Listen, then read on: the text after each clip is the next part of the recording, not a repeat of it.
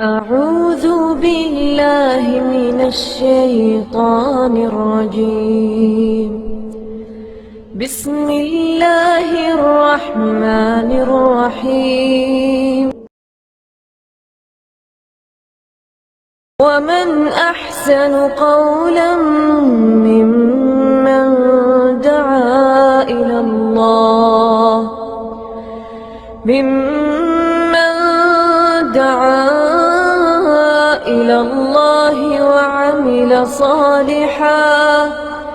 وعمل صالحا وقال إنني من المسلمين.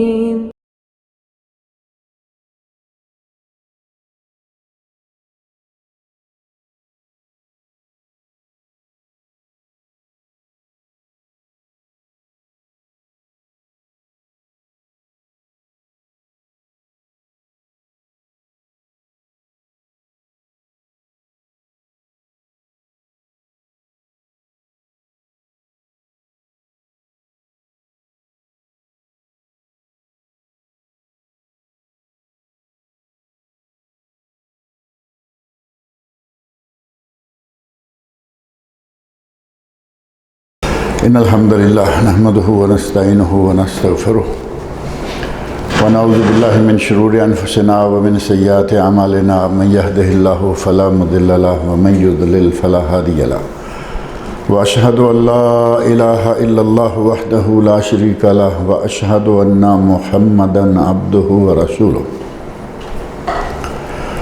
أما بعد فإن خير الحديث كتاب الله وخير الهدي هدي محمد صلى الله عليه وسلم وشر الأمور محدثاتها وكل محدثة بدعة وكل بدعة ضلالة وكل ضلالة في النار. رب اشرح لي صدري ويسر لي أمري واحلل عقدة من لساني يفقه قولي. رب أعوذ بك من همزات الشياطين وأعوذ بك رب أن يحضرون. أعوذ بالله السميع العليم من الشيطان الرجيم. إن في ذلك لآية وما كان أكثرهم مؤمنين وإن ربك لهو العزيز الرحيم.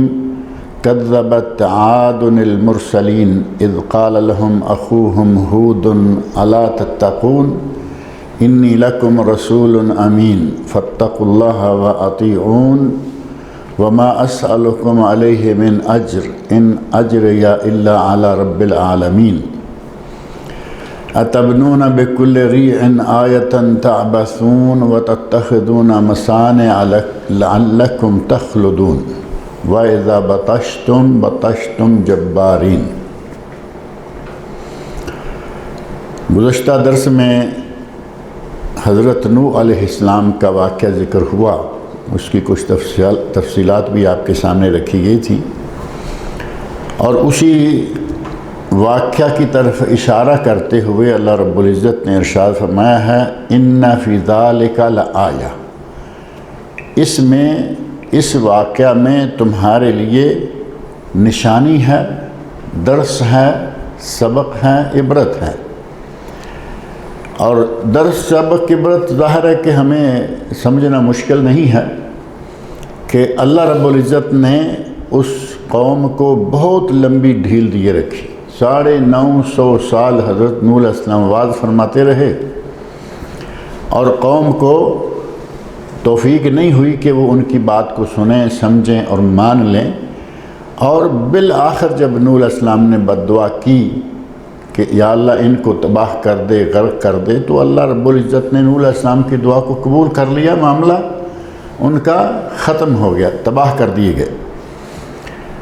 اور یہ معلوم ہوا کہ اگر نبی آئے اور وہ محنت کرے، اپنا جو اس کا فرض منصبی ہے وہ پورا کرے اور اس کے باوجود قوم نہ مانے تو اس کا آخر انجام کیا ہوگا؟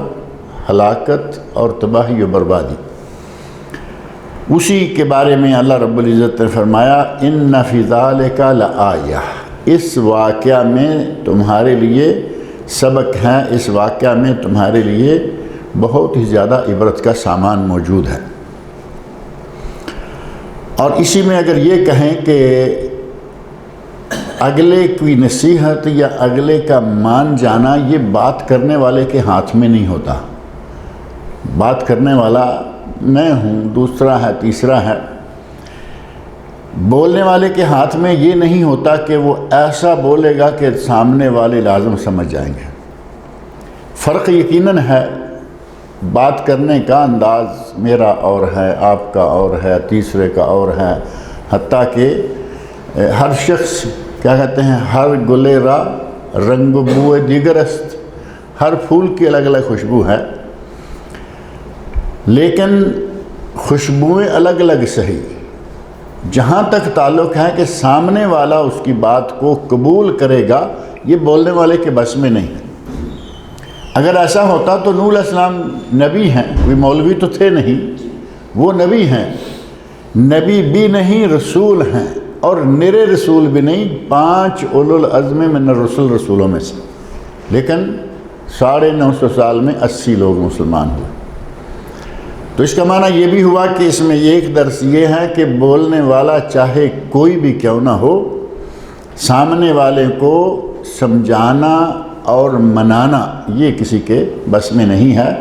اور اسی لیے اللہ رب العزت نے قرآن کریم میں نبیوں کے منصب کے ساتھ یہ بات واضح فرما دی، وما علی الرسول الا البلاغ. وما علی الرسول الا البلاغ المبین. رسول پر پہنچانا ہے، منانا نہیں. وما کان اکثرهم مومنین. اور ان لوگوں میں سے اکثر مومن نہیں تھے.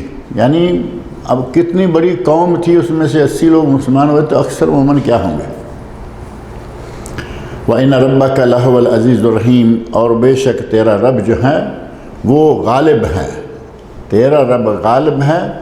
اگر وہ جبراً ان لوگوں کو سمجھانا چاہتا، جبراً ان کو مومن کرنا چاہتا تو اللہ کے لیے کوئی مشکل نہیں ہے. لیکن اللہ رب العزت نے جبر کا مسلمان پر یا انسان پر جبر کا نسخہ نہیں رکھا. انسان کو اختیار دیا ہے. خیر و شر دونوں راستے بتا دیے. اچھائی کیا، برائی کیا، جنت کس راستے کے بعد اور جہنم کس راستے کے بعد، ساری تفصیل بیان کر دی قرآن کریم میں اور نبی اکرم صلی اللہ علیہ وسلم کے ذریعے. اب آگے اختیار دے دیا کہ اختیار تم نے کرنا ہے. اللہ نے جبراً ہر کسی کو مسلمان بنانا ہوتا، اس کے لیے کوئی مشکل نہیں. اور پھر یہ امتحان نہ ہوتا. ہر آدمی کہتا کہ میں تو مجبور ہوں. اللہ نے امتحان میں ڈالا، مجبوری میں نہیں ڈالا. فرمایا وَإِنَّ رَبَّكَ لَهُوَ الْعَزِيزُ الرَّحِيمُ. تیرا رب غالب ہے اور بڑا ہی مہربان ہے. غالب بھی ہے، مہربان بھی ہے. آدمی اللہ کی الوہیت کا انکار کرتے ہیں، آدمی اللہ کی خدائی کا انکار کرتے ہیں. خدائی سے مراد اس جہان کو بنانے والا، جس کا رب عربی لفظ ہے رب. اور اس کو آپ اگر خدا کہیں جن معنوں میں معروف ہے خدا، وہ دنیا کو بنانے والا، دنیا کو چلانے والا، ہر انسان کی روٹی کا ذمہ دار، وہ ہر جاندار کی روٹی کا ذمہ دار، اس پوری کائنات کو چلانے والا، وہ اس کا انکار کر دے. وہ رحیم اتنا ہے کہ اس کے انکار کے باوجود چھوڑا ہوا ہے. سال ہر سال، کئی 100 سال انسان دنیا میں زندہ رہتے تھے. اللہ کا انکار، نبیوں کا انکار، آخرت کا انکار. آخرت کے انکار میں اللہ کا انکار آٹومیٹک آ جاتا. تو کتنی قومیں ایسی گزریں اللہ کے عزیز و غالب ہونے اور ان کے کفر کے باوجود اللہ رب العزت نے انہیں پکڑا نہیں بلکہ چھوڑے رکھا، اور اپنی رحمت، اپنی مہربانی کا مظہر یہ دکھا دیا کہ اس کی الوہیت و ربوبیت کا انکار کرنے والوں کو بھی اس نے جبراً ایسے نہیں کہ پکڑ کے، جب دیکھا کہ یہ حد سے ہی بڑھ گئے ہیں تو پھر اللہ رب العزت رسی کھینچ لیا کرتا ہے. کذبت عاد المرسلین. یہ پہلے نوح علیہ السلام کا واقعہ تھا کہ نوح علیہ السلام کی قوم نے انہیں جھٹلایا. اب یہ حضرت ہود علیہ السلام کی قوم. کذبت عاد المرسلین. عاد نے جھٹلایا. عاد ایک آدمی تھا اس قوم کا، باپ دادا، آباء و اجداد میں سے جد امجد کوئی جسے کہتے ہیں. وہ تھا، اور بعد میں اس کے نام سے قبیلہ اور قوم عاد ہو گئی، تھا ایک آدمی۔ تو اس قوم کے لوگوں نے مرسلین کو جھٹلایا، ایک نبی کو نہیں بلکہ جو ایک نبی کو جھٹلاتا ہے یقیناً وہ سارے نبیوں کا منکر شمار کیا جاتا ہے۔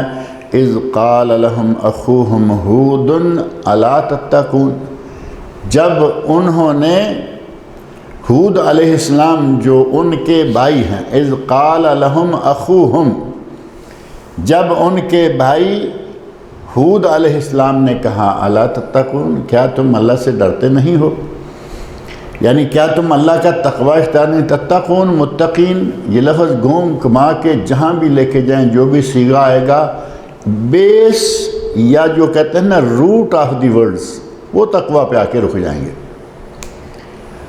تو انہیں دعوت یہ دی الا تتقون، تم تقوی اختیار نہیں کرتے ہو، تم اللہ سے ڈرتے نہیں ہو۔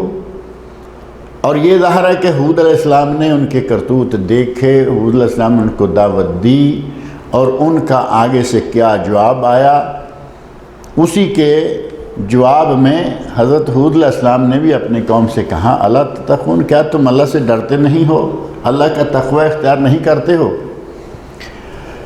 اور تقوی کا تعارف یہاں کئی مرتبہ آپ سے کرایا جا چکا ہے، 4 پلر ہیں تقوی کے، اور وہ تفصیل یقیناً آپ کو یاد ہوگی۔ ان میں سے رب جلیل کا خوف، اور آسمان سے نازل شدہ تنزیل شریعت پر عمل، اور قلیل پر تھوڑے پر قناعت، اور آخرت کے طرف روانگی کی تیاری، یہ 4 پلر ہیں تقوی کے۔ اگر یہ 4 پورے ہو گئے تو سمجھیں کہ آدمی متقی ہے، اور ان میں 4 میں سے کوئی چیز نظر نہ آئے تو پھر آدمی کہتا ہے الا تتقون، تم تقوی اختیار نہیں کرتے ہو۔ انی لکم رسول امین، میں تمہاری طرف امانت دار رسول بنا کے بھیجا گیا ہوں، یعنی رسول ہوں اور میں امین امانت دار بھی ہوں۔ مجھے اللہ رب العزت کی طرف سے جو پیغام ملے گا کہ یہ اپنی قوم کو پہنچا دو، میں وہ پہنچا دوں گا، اس میں ذرہ برابر نہ کمی اور نہ بیشی۔ کمی بیشی، یہ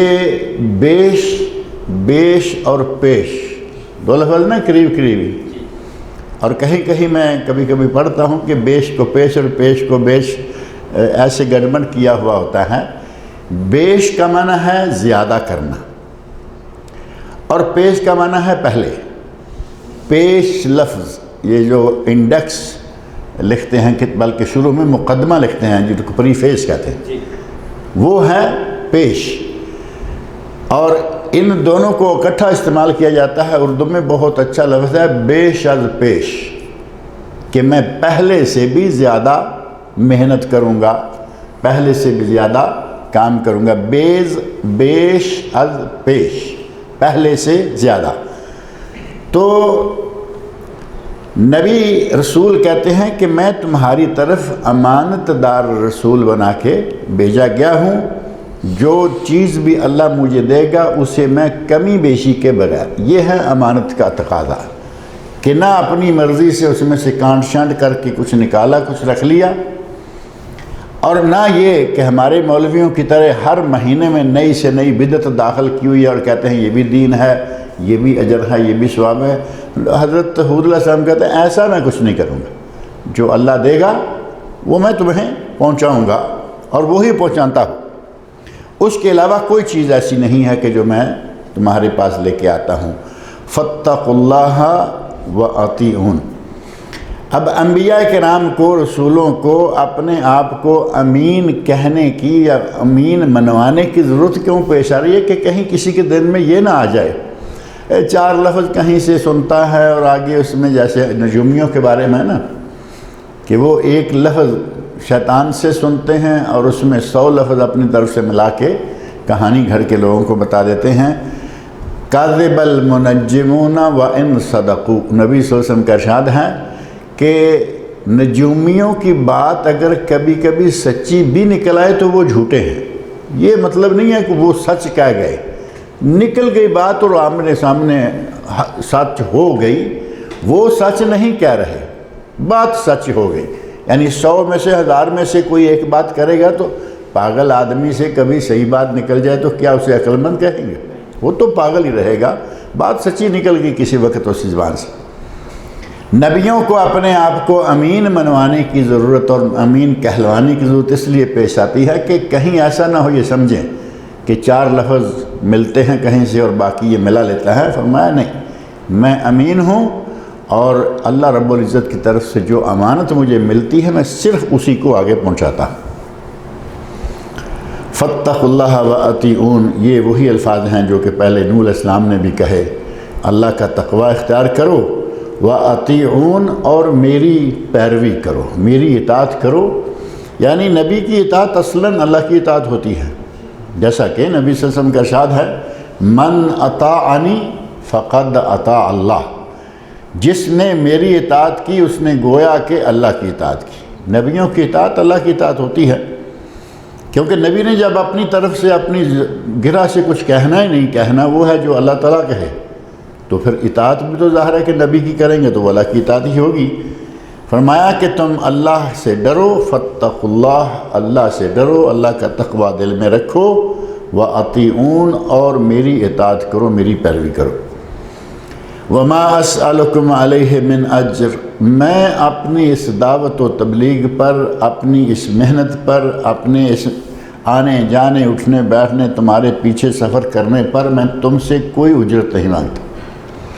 نبی کا کام یہ بھی تو نہیں ہے کہ وہ کمرے میں بیٹھ گیا اور جو لوگ آئیں گے ان سے بات کریں گے۔ نبی کا کام ہے جہاں جہاں لوگ ہیں وہاں ان کو پیغام پہنچائے۔ اب وہ نہیں آتے، ہمارے نبی صلی اللہ علیہ وسلم جا کے میلوں میں کھڑے ہو جاتے ہیں۔ میلہ لگتا ہے نا بڑا، عکاظ کا میلہ بڑا مشہور تھا، آج کل وہ منا کے پاس جگہ موجود ہے جہاں عکاظ کا میلہ لگتا تھا، سوق عکاظ۔ اور اسی طرح کچھ اور میلے تھے جس میں سارے عرب اکٹھے ہوتے، اپنے اپنے خاندانوں کی صفتیں بیان کرتے اور اپنے جانور لے کے آئے ہوئے ہیں، یہ یعنی منڈی بنی ہوئی ہوتی تھی۔ تو نبی صلی اللہ علیہ وسلم وہاں پہنچ جاتے، جا کے دعوت دینا شروع کر دیتے۔ حج کے موقع پر آپ نے جہاں جہاں وفود دیکھے وہیں وہیں ان کو دعوت دی، اور مکہ سے نکل کر پتھریلا علاقہ پار کر کے آپ طائف گئے، دعوت دینے کے لیے گئے تھے نا، بزنس تو کوئی نہیں تھا۔ تو نبی کا یہ کام نہیں کہ وہ بیٹھ جائے۔ ہمارے آج بڑی یہ بھی کوتاہی ہے، اور بعض کوتاہی میں مجبوریاں بھی ہیں کہ ہر جگہ کھڑے ہو کے ہم بات نہیں کر سکتے۔ آج کچھ مجبوریاں بن گئیں، قانونی یہ اور وہ، اس وقت یہ چیزیں نہیں تھیں۔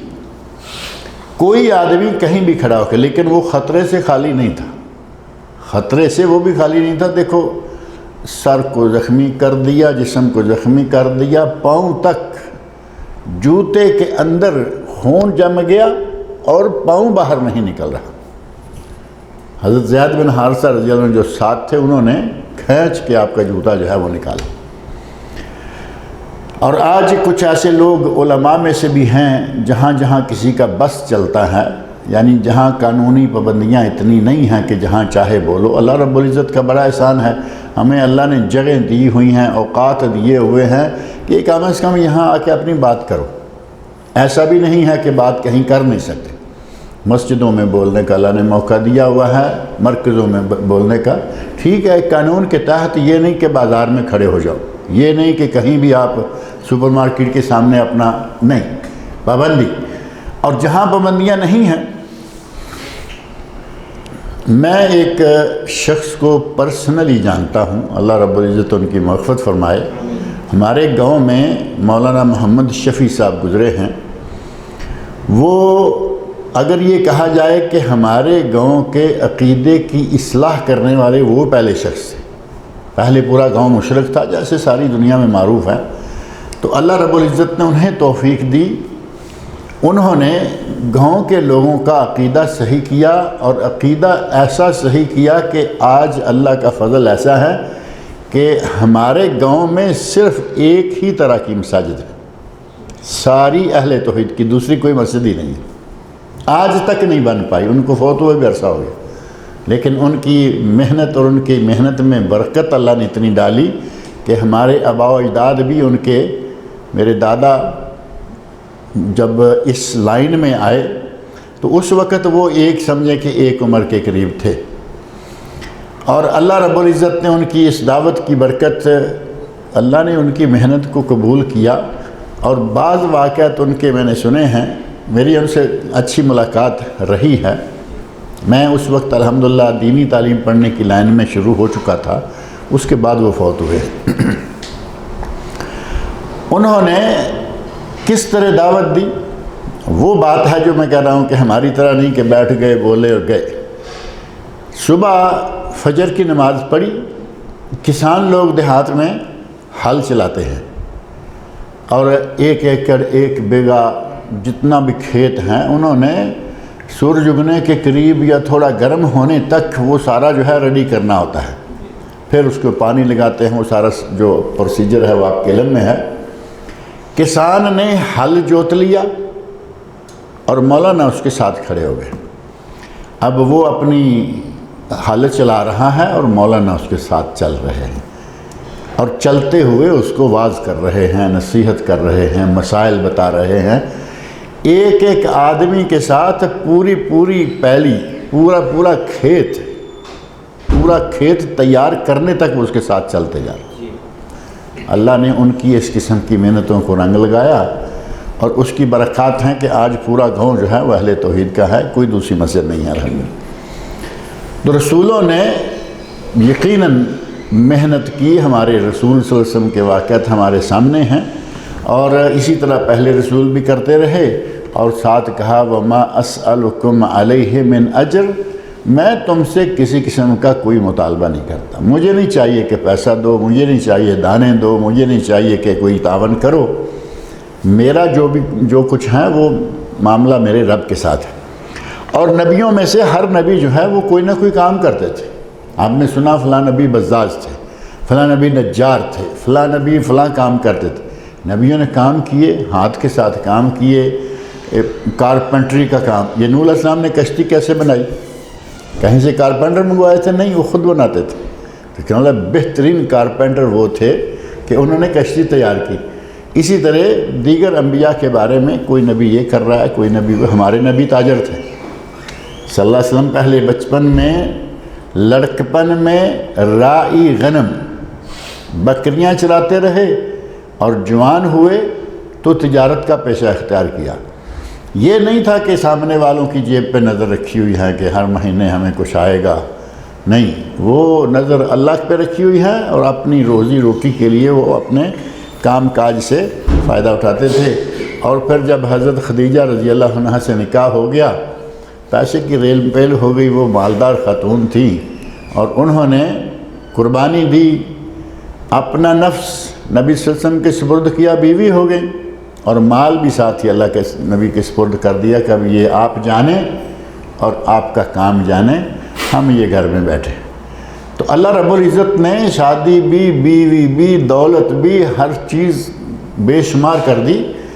تو انہوں نے قوموں سے نہیں مانگا، صاف صاف ہر نبی کے الفاظ آپ قرآن میں سن رہے ہیں، وَمَا أَسْأَلُكُمْ عَلَيْهِ مِنْ أَجْرٍ، میں تم سے اس پر کوئی اجرت نہیں مانگتا، کوئی معاوضہ طلب نہیں کرتا، ان اجریہ الا علی رب العالمین، میرا معاوضہ میرے رب پر ہے، میری اجرت، میرا معاوضہ میرا رب مجھے عطا کرے گا۔ اتبنون بکل ریع آیۃ تعبثون، کیا تم ہر بڑے اونچے ٹیلے پر کوئی نہ کوئی بہت بڑی عمارت تعمیر کر کے کھیل کود کرتے ہو؟ یہ حضرت ہود علیہ السلام کی قوم جو ہے اس کے بارے میں، عاد کے بارے میں کہا گیا کہ عاد کی یہ عادت تھی کہ وہ دیکھتے ہیں چلتے ہوئے راستے میں ایک بہت اونچا پہاڑ آ گیا، تو ان کے لوگوں کو یہ ایک عجیب قسم کا مشغلہ بنایا ہوا تھا، جو سب سے اونچا پہاڑ ہے اس کی چوٹی پہ جا کے بہت بڑا محل تعمیر کرنا ہے۔ اب ظاہر ہے کہ نیچے محل تعمیر کرنا کیا ہے، اور وہاں جا کے ہر چیز نیچے سے لے کے جائیں گے نا، گارا، مٹی، اینٹ، جو بھی چاہیے تھا، وہ ایک عجیب مشغلہ تھا۔ اللہ رب العزت نے ان کے مشغلے کا بطور خاص ذکر، اتبنون بکل ریع آیۃ تعبثون، تعبثون عبث، بیکار، کھیل کود، عبث جو ہوتا ہے، تم ہر چوٹی پر، ہر ٹیلے پر درہ ہر درے پر، یعنی جہاں بھی اونچائی دیکھی اوپر سیدھا سنوارا اور وہاں عمارت کھڑی کر. اور وہ عمارتیں اس لیے بھی نہیں ہوتی تھیں کہ اس میں وہ رہتے ہوں. عمارت کھڑی کر دی، آنے جانے والے لوگ تھے کیا محل ہے بھائی، یہ کیا پیلس بنا ہوا ہے، اور اس کے اندر کوئی نہیں رہ رہا. صرف یہ کہ کس نے بنایا، یہ اس بستی والوں نے بنایا. محض کھیل تماشے کے لیے اتنے بڑے بڑے کام کرتے تھے. اور لگتا ہے کہ یہ چیزیں آج تک بھی موجود ہیں. کھیل تماشے کے لیے نہ صحیح، لیکن مالدار لوگ ایسا آج بھی کرتے ہیں کہ بس چلے تو پہاڑ کی چوٹی پہ مکان ہوتے ہیں. میں نے بعض سفروں کے دوران ایسے مکانات دیکھے ہیں کہ تعجب ہوتا ہے کہ اتنا بڑا شہر چھوڑ کے اس ساتھ والے پہاڑ کے اوپر. اب مکہ تو سارا ہے پہاڑ، وہ تو لوگوں کی مجبوری ہے کہ جہاں تھوڑی بہت جگہ ملی سیدھی کی اور وہاں مکان بنایا.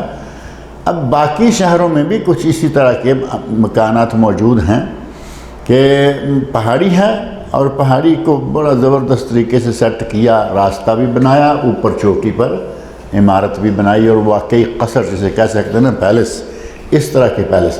اور اس میں وہ مستقل رہتے بھی نہیں، وہ بھی ایسے ہی جیسے فارم ہاؤس کہتے ہیں نا، کبھی کبھی جہاں جاتے ہیں عیاشیاں کرنے کے لیے فارم ہاؤس بنے ہوئے ہیں. جب کوئی غلط کاریاں کرنی ہیں تو وہاں چلے گئے، اپنا گھر، اپنا سارا کچھ.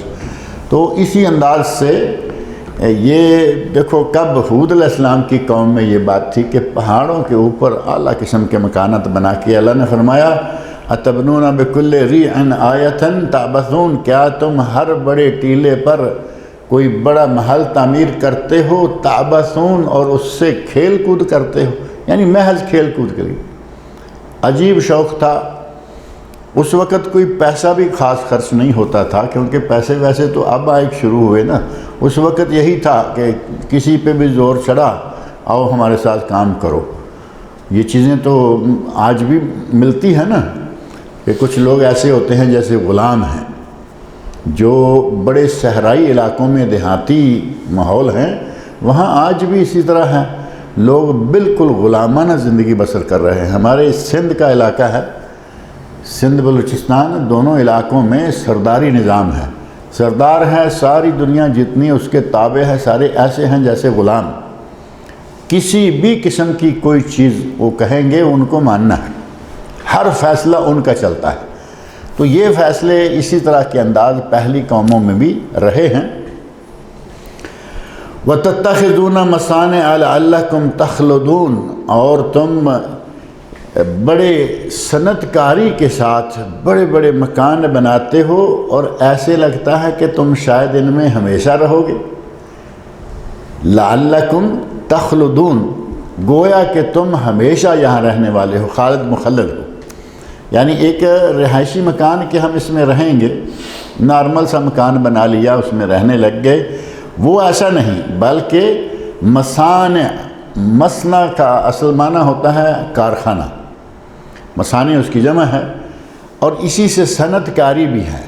یعنی تم اپنی صنعت کاری کے نتیجہ میں بڑے عالی شان محلات تعمیر کرتے ہو، گویا کہ تم نے ہمیشہ یہاں رہنا ہے، گویا کہ تمہارے لیے دنیا ہمیشہ کے لیے ہے، جبکہ دنیا ہمیشہ کے لیے کسی کے لیے بھی نہیں ہے.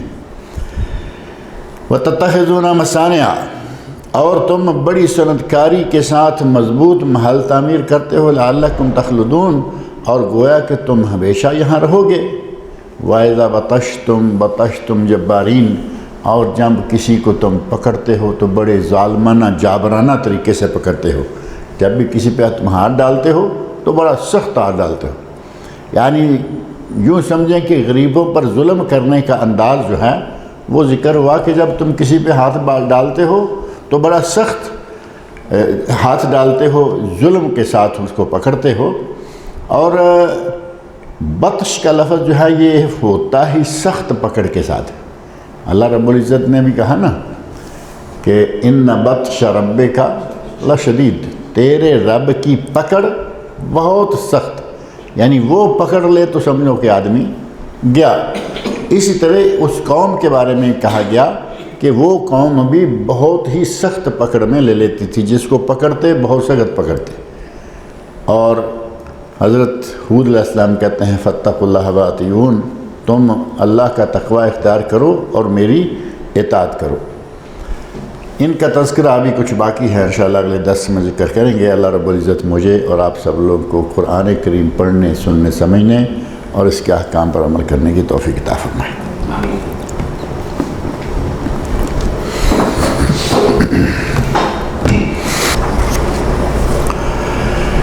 ان الحمد للہ والصلاة والسلام علی رسول اللہ وعلی آلہ وصحبہ اجمعین ومن تبعہم بإحسان الی یوم الدین. اما بعد، بسم اللہ الرحمن الرحیم.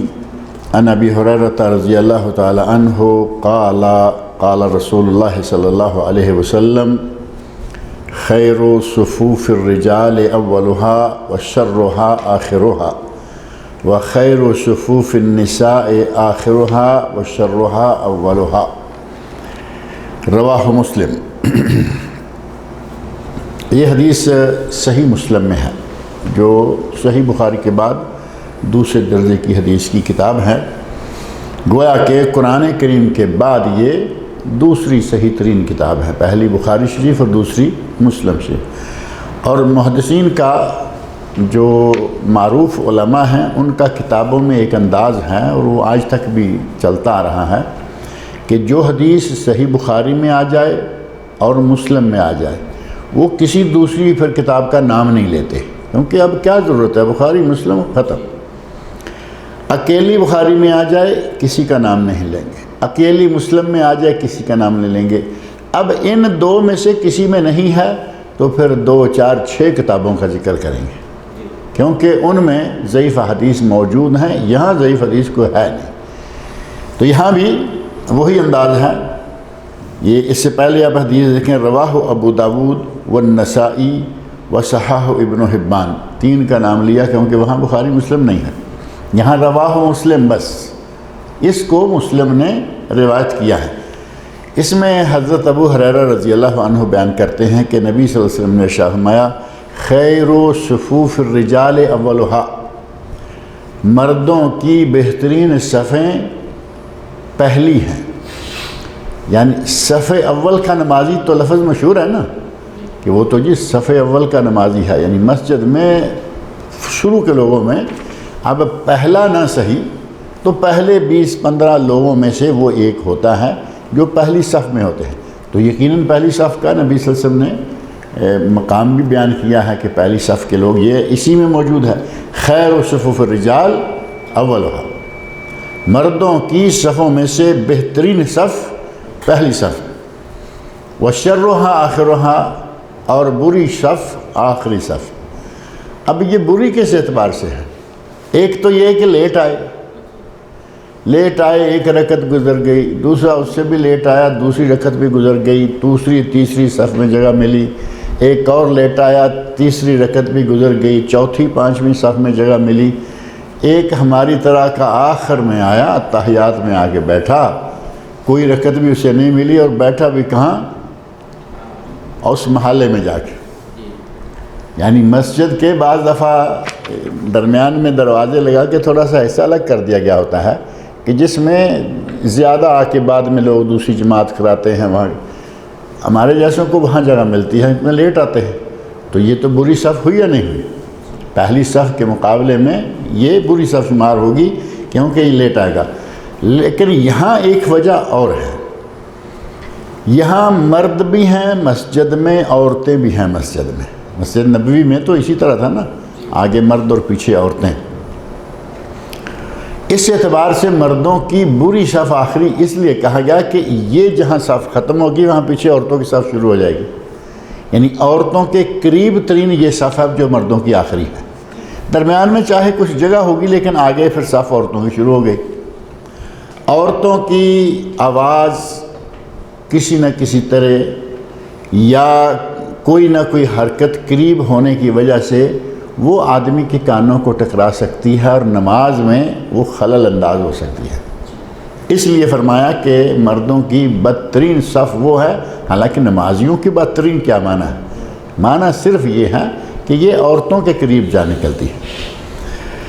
وَخَيْرُ صُفُوفِ النِّسَاءِ آخِرُهَا، عورتوں کی بہترین صف آخری صف۔ اب آخری صف بہترین کیوں ہے؟ کہ مردوں سے بعید ترین ہے وہ، جہاں مردوں کی صف ختم ہوئی آگے عورتوں کی صفیں شروع ہو گئیں، آخر میں جو صف عورتوں کی ہے اس کو خیر بہتر قرار دیا گیا کیونکہ وہ مردوں سے دور ہے، نہ ڈائریکٹ مرد نظر آ رہے ہیں، نہ ڈائریکٹ مردوں کی چھوٹی موٹی جو آوازیں ہوتی ہیں وہی سنائی دیتی ہیں۔ وَشَرُّهَا أَوَّلُهَا، عورتوں کی بری صف وہ ہے جو پہلی ہے، یعنی پہلی صف کے آگے ساتھ ہی مرد شروع ہو جائیں گے، تو اس اعتبار سے کہا گیا کہ عورتوں کی صف جو پہلی ہے وہ بری ہے۔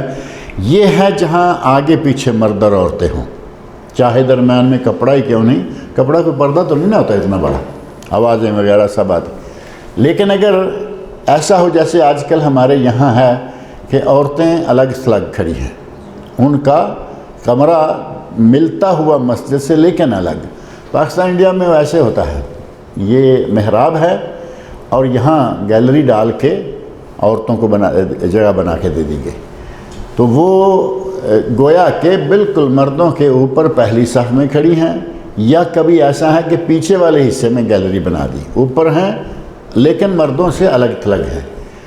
اور کہیں ایسا ہے کہ آپ یہ راستے میں جاتے ہوئے کئی مسجدیں ایسی دیکھیں گے اس طرحوں پر کہ یہ مسجد مردوں کے لیے ہے، اس ساتھ جڑ کے مسجد عورتوں کے لیے ہے، لیکن درمیان میں دیوار ہے۔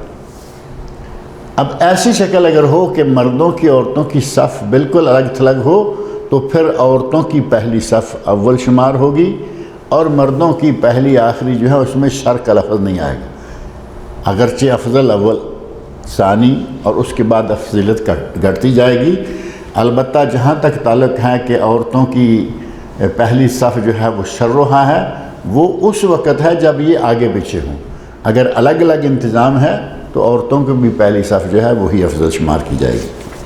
تو یہ صفوں کے سلسلہ میں ہے۔ اور حضرت ابن عباس رضی اللہ عنہما بیان کرتے ہیں صلیت مع رسول اللہ صلی اللہ علیہ وسلم ذات لیلہ، ایک رات میں نے نبی صلی اللہ علیہ وسلم کے ساتھ نماز پڑھی۔ ذات لیلہ کا معنی یہ کہ یہ رات کی نماز تھی، قیام اللیل، تہجد۔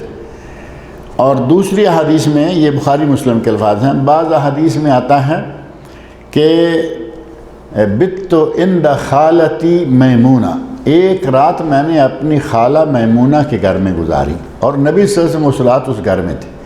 میمونہ تو نبی صلی اللہ علیہ وسلم کی بیوی ہے نا، یہ ان کے بھانجے ہیں، ابن عباس رضی اللہ عنہ میمونہ رضی اللہ عنہ کے بھانجے ہیں۔ اسی طرح حضرت خالد بن ولید بھی حضرت میمونہ کے بھانجے ہیں، یعنی رشتہ داریاں آپس میں لوگوں کی تھیں۔ تو کہتے ہیں کہ ایک رات میں اپنی خالہ میمونہ کے گھر میں رہا، نبی اکرم صلی اللہ علیہ وسلم رات کو اٹھے، مسواک کی، وضو کیا اور آپ آ کے نماز پڑھنے لگے، یعنی قیام جو ہے قیام اللیل شروع کیا۔ میں بھی اٹھا، ظاہر ہے کہ وہ ایک ہی کمرہ تھا، اسی میں ایک سائیڈ میں یہ سوئے ہوئے تھے، انہیں پتہ چل گیا کہ نبی صلی اللہ علیہ وسلم اٹھ کے گئے ہیں، وضو کیا، آ کے نماز پڑھنے لگے ہیں۔ کہتے ہیں میں بھی اٹھا، جا کے وضو کیا اور آ کے نبی صلی اللہ علیہ وسلم کی بائیں طرف کھڑا ہو گیا، لیفٹ سائیڈ میں۔ نبی صلی اللہ علیہ وسلم نے مجھے سر سے پکڑا اور گھما کے اپنے دائیں طرف کر دیا۔ تو یہاں نبی اکرم صلی اللہ علیہ وسلم نے فَأَخَذَ رسول اللہ صلی اللہ علیہ وسلم صلیت مع رسول اللہ ذات لیلہ، ایک رات میں نے نبی صلی اللہ علیہ وسلم کے ساتھ نماز پڑھی، فَقُمْتُ عَنْ يَسَارِهِ، میں آپ کی بائیں جانب آ کے کھڑا ہو گیا، فَأَخَذَ رسول اللہ صلی اللہ علیہ وسلم بِرَاسِي مِنْ وَرَائِي، نبی صلی اللہ علیہ وسلم نے مجھے پیچھے سے میرے سر سے پکڑا، فَجَعَلَنِي عَنْ يَمِينِهِ، اور اپنی دائیں طرف لا کے کھڑا کر دیا۔ معلوم ہوا کہ نفلوں کی جماعت کروائی جا سکتی ہے، تہجد تو نفل ہے نا، اور نبی صلی اللہ علیہ وسلم اکیلے تھے، حضرت ابن عباس شامل ہوئے، غلط جگہ کھڑے ہو گئے، آپ نے جگہ صحیح کر دی کہ مقتدی دائیں طرف ہوتا ہے، بائیں طرف امام ہوتا ہے۔ تو اس میں یہ ترتیب بھی ہو گئی کہ اگر کبھی دو لوگ ہوں تو مقتدی دائیں طرف ہوگا، بائیں نہیں، جیسا کہ کھینچ کے نبی صلی اللہ علیہ وسلم نے حضرت ابن عباس کو دائیں طرف کر دیا۔ دوسرا یہ، بلکہ تیسرا، پہلا یہ کہ نفلوں کی جماعت جائز ہے، دوسرا یہ کہ اگر دو ہی لوگ ہوں تو مقتدی دائیں طرف ہوگا، بائیں طرف امام ہوگا۔ اور تیسرا یہ کہ 2 آدمیوں کی جماعت بھی ہو جاتی ہے، 2 ہی آدمی ہوں تو ان کی جماعت بھی ہو جاتی ہے، یعنی ایک امام ہو گیا، ایک مقتدی ہو گیا، وہ جماعت کرا لے۔ کئی لوگ انتظار کرتے رہتے ہیں کہ کوئی تیسرا شامل ہو تو پھر ہم جماعت کرائیں، ان کا مطلب ہے کہ آگے پیچھے ہوں گے تبھی جماعت، جبکہ دائیں طرف مقتدی کو کھڑا کریں۔ جماعت جائز ہے اور صحیح ہے، یہ صحیح بخاری اور صحیح مسلم کی حدیث ہے۔ اب صحیح بخاری مسلم کی حدیث سے یہ چیزیں معلوم ہو گئیں کہ نفلوں کی جماعت جائز ہے، مقتدی کا دائیں طرف کھڑے ہونا ضروری ہے، اور 2 آدمی بھی ہوں تو جماعت کروائی جا سکتی ہے۔ 2 اور 2 سے زیادہ جماعت، اکیلا ہے تو وہ جماعت نہیں ہے۔ وعن انس رضی اللہ عنہ قال صلی رسول اللہ صلی اللہ علیہ وسلم فقمت انا ویتیم خلفہ وام سلیم خلفنا متفق علیہ واللفظ للبخاری۔ بخاری مسلم دونوں میں حدیث ہے، لیکن یہ الفاظ جو ہیں یہ بخاری شریف کے ہیں۔ حضرت انس رضی اللہ عنہ بیان فرماتے ہیں صلی رسول اللہ صلی اللہ علیہ وسلم، نبی صلی اللہ علیہ وسلم نے نماز پڑھی، یہ ان کے گھر میں نماز ہوئی۔ یہ گزشتہ ایک درس میں نے ذکر کیا تھا صف بندی مردوں کی عورتوں کی کیسے ہوگی، تو اسی میں نے اشارہ کیا تھا کہ حدیث آ رہی ہے، وہ حدیث یہی ہے کہ نبی صلی اللہ علیہ وسلم نے حضرت ام سلیم جو کہ حضرت انس بن مالک رضی اللہ عنہ کی والدہ ہیں، اور انس بن مالک یہ وہی ہیں جو نبی صلی اللہ علیہ وسلم کے گھر میں 10 سال خدمت کرتے رہے۔ ماں نے وقف کر دیا تھا کہ یہ میرا بیٹا آپ کی خدمت کے لیے وقف، تو 10 برس تک مسلسل حضرت انس نے نبی صلی اللہ علیہ وسلم کے گھر میں آپ کے ساتھ رہ کے خدمت کی۔ اور یہی حضرت انس بن مالک ہیں جو کہتے ہیں کہ میں نے 10 سال نبی صلی اللہ علیہ وسلم کی خدمت کی، آپ نے 10 سالوں میں کبھی مجھے یہ نہیں کہا لما فعلت ھذا، یہ کام تم نے کیوں کیا، وَلِمَ لَمْ تَفْعَلْ ھذا، اور کبھی یہ بھی نہیں کہا کہ یہ کام تم نے کیوں نہیں کیا۔ یعنی 10 سال کا عرصہ گزر گیا، کبھی جھڑکا نہیں یہ کیوں کیا، یہ کیوں نہیں کیا، ایسا کبھی نہیں آپ نے کہا۔ تو وہی کہتے ہیں کہ ہم نے اپنے گھر میں نبی صلی اللہ علیہ وسلم سے درخواست کر کے ایک جگہ کو جو خواتین کے لیے، مردوں کے نفلوں وغیرہ کے لیے مسجد کے طور پر جگہ بنانی تھی، جس کو گھر کی مسجد کہتے ہیں، اس مسجد میں ہم نے نبی صلی اللہ علیہ وسلم سے جماعت کروائی، آپ کے پاس ساتھ کھڑے ہو کے نماز پڑھی۔ تو کہتے ہیں قمت انا و یتیم خلفہ، میں اور یتیم، ایک یتیم بچہ دوسرا جو تھا، میں اور یتیم نبی صلی اللہ علیہ وسلم کے پیچھے کھڑے ہو گئے، و ام سلیم خلفنا، اور ام سلیم یعنی میری والدہ وہ ہمارے پیچھے کھڑی ہو گئے۔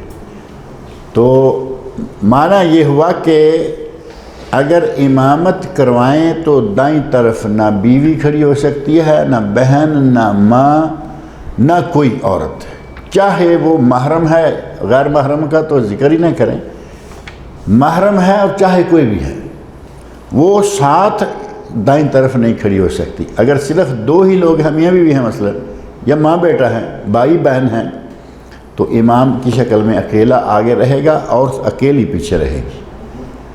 اور اگر زیادہ ہیں، ملے جلے لوگ ہیں، امام کے ساتھ اکیلا امام ہے، ساتھ پہلی صف مردوں کی ہوگی اور اس کے بعد جا کے عورتوں کی صف آئے گی۔ اور اگر بچے کچھ زیادہ ہوں تو ایسا بھی ہے کہ پہلی صف مردوں کی، دوسری بچوں کی اور تیسری عورتوں کو ہر حال میں پیچھے رکھا گیا۔ ساتھ جڑ کے نماز پڑھنے کی اجازت نہیں ہے، چاہے وہ محرم ہی کیوں نہ ہو۔ یعنی اب ظاہر ہے کہ بیوی ہے، بہن ہے، ماں ہے، بیٹی ہے، ساتھ نہیں کھڑی ہو سکتی۔ اللہ تعالیٰ سے میری دعا ہے کہ وہ ہمیں نبی صلی اللہ علیہ وسلم کے ارشادات کو پڑھنے، سننے، سمجھنے اور ان پر عمل کرنے کی توفیق عطا فرمائے۔ آگے ایک حدیث آ رہی ہے جو ایک بڑا ہمارے یہاں مارکۃ الآراء مسئلہ ہے کہ مدرک رکوع کی رکعت ہے یا نہیں۔ جو آدمی رکوع کے آ کے ملتا ہے تو اس میں تھوڑی سی تفصیل ذکر کریں گے آج، جیسے موضوع کو چھیڑ کے تھوڑے سے وقت میں اس کو پورا نہیں کیا جا سکتا۔ اللہ تعالیٰ مجھے اور آپ سب کو نیک عمل کی توفیق عطا فرمائے۔ کوئی سوال ہو تو وہ آپ کر سکتے ہیں۔ لکھا ہوا سوال ہے؟ اچھا، کچھ اور ٹھیک۔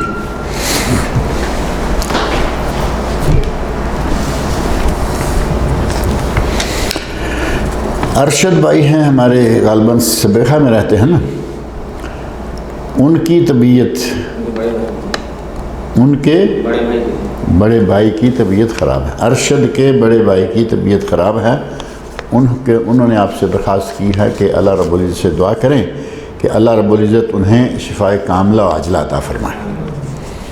اور بھی جو کوئی بیمار ہیں، مسلمان ہیں، اہل توحید ہیں، جو بھی بیمار ہے اللہ رب العزت تمام بیماروں کو شفائے کاملہ عاجلہ عطا فرمائے۔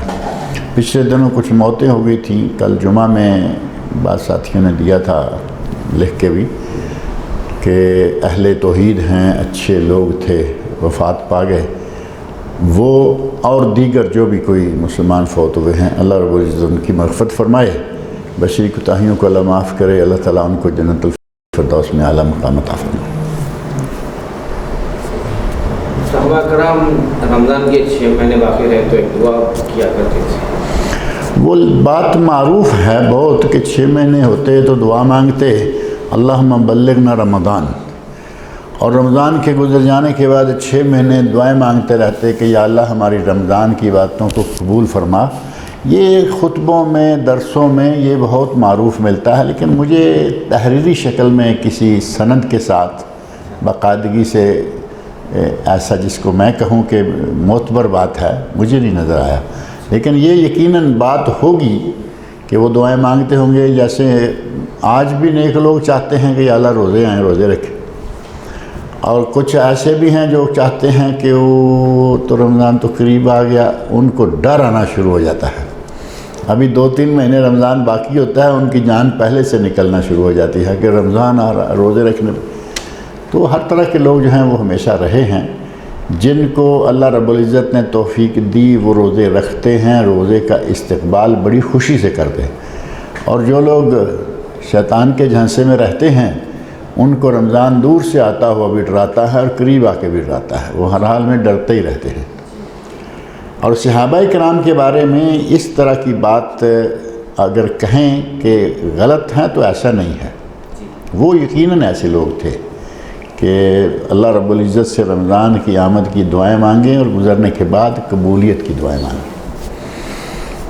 مقتدی بائیں طرف ٹھہر جائے تو اس کو ایسا اس طرف سے گھما کے اس کو مثلاً پیچھے سے گھما لیں، آپ نے سر سے پکڑ کر دائیں طرف کھڑا کیا، اب بعض روایات میں ہے کہ پیچھے سے گزار کر، اب سر سے پکڑ کے پیچھے سے گزار کے وہ کچھ تھوڑا لمبا سفر لگتا ہے، اگر بائیں ہاتھ سے پکڑیں، سر سے بچہ ہے ایسے گزاریں تو وہ یقیناً چلا جائے گا، سمجھ آ جائے گی اس کو کہ مجھے اس طرف لے جانا چاہتے۔ اب کہیں کہ یہاں لا کے تک سر پہ ہاتھ رہا تو ایسا تو ممکن نہیں ہے، اتنا لمبا تو بازو نہیں ہوتا نا، تو یہ کہ اپنا ایک ہاتھ نکالا، سر پہ رکھا اور ایسے آدمی جیسے گھما دیتا ہے، گھما کے دائیں طرف کھڑا کر دیا۔ اور نمازی کے آگے سے کتنی دور سے جا سکتے ہیں؟ نمازی کے آگے سے گزرنے کی اجازت کھلی تو ہے نہیں کہ آدمی گزر جائے، بلکہ اصل یہ ہے کہ نمازی کے آگے سے نہ گزرا جائے۔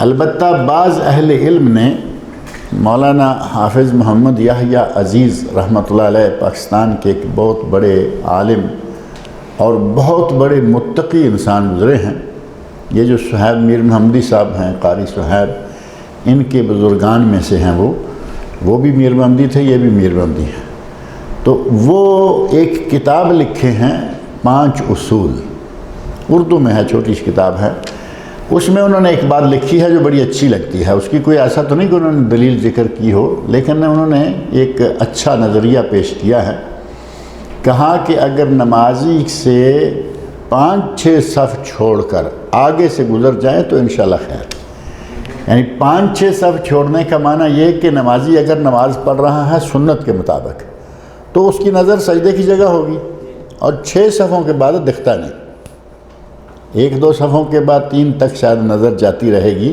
سجدے جگہ ہونے کے باوجود، لیکن 6ٹی صف کہیں کہ وہاں تک بھی نظر نہیں جائے گی، وہاں سے کوئی آدمی گزرتا ہے اس نمازی کو کوئی پتہ نہیں چلے گا۔ اب ہمارے سامنے سے کوئی کہے کہ 5-6 صفیں، ہم تو آخر مسجد کی دیوار دیکھ رہے ہوتے ہیں، اس میں گھڑی میں کیا ٹائم ہوا وہ بھی دیکھ رہے ہیں، نماز پڑھ، اس کے لیے تو یہ 5-6 صفیں کام نہیں کریں گی نا، لہذا 5-6 صفوں کے آگے سے گزر جائیں تو انشاءاللہ خیر ہے، اس سے زیادہ قریب نہ کریں اور اس کی پرواہ نہ کریں کہ اس کو تو آخر تک دکھتا ہے۔ حرم میں چھوٹ ہے؟ حرم میں چھوٹ نہیں ہے، لیکن کبھی کبھی مجبوری کے ایسے واقعات، ایسے مقامات آ جاتے ہیں کہ آدمی بے بس ہو جاتا ہے، تو بے بسی میں گزر جائے تو کوئی بات نہیں۔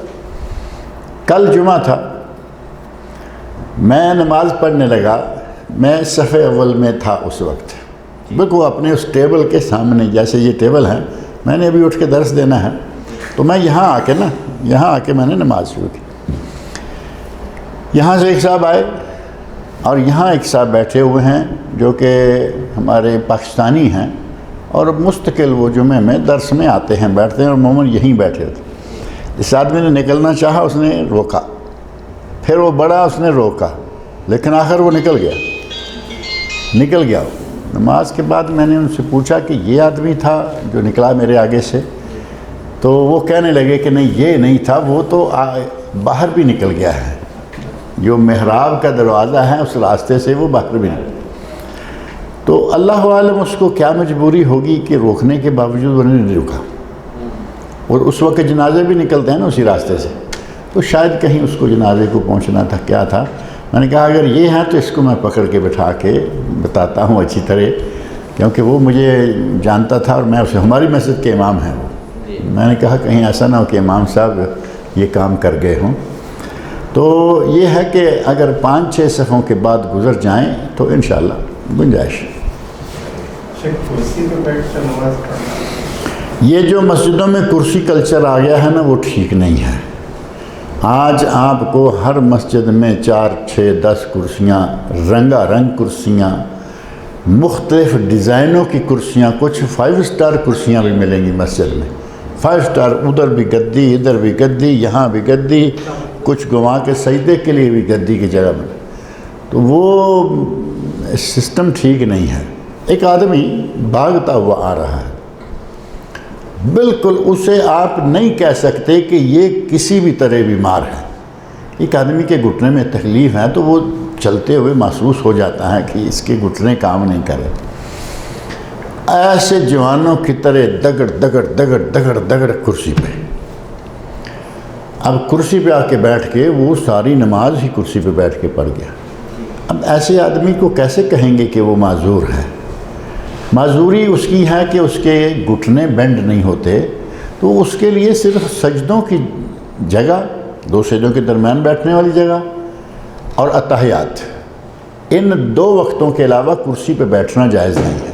سارا قیام کھڑے ہو کے کرے اور رکوع کھڑے ہو کے کرے، سیدھا قومہ کھڑے ہو کے کرے، سجدے کو جا کے اگر دوبارہ اٹھ کے وہ کرسی پہ بیٹھ سکتا ہے آرام سے، تو سجدے کو جا کے جب گھٹنے بینڈ کرنے کا وقت آئے کرسی پہ بیٹھ جائے۔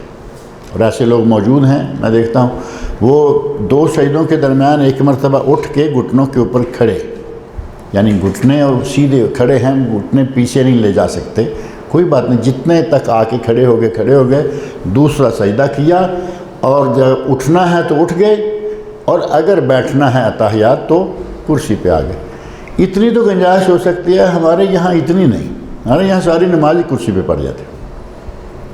یہ کلچر جو ہے اس کو چھوڑنا چاہیے، بلکہ پچھلے دنوں مجھے ایک بڑے ہمارے پرانے علماء میں سے ایک صاحب کا فتویٰ ملا، انہوں نے کہا کرسی پہ نماز جائز ہی نہیں، جتنی زمین پہ پڑھ سکتا ہے پڑھے، اور جو پھر جس حال میں، یعنی وہ گھٹنے بینڈ نہیں کر سکتا تو کھڑا اپنے پاؤں کے اوپر کھڑا رہے۔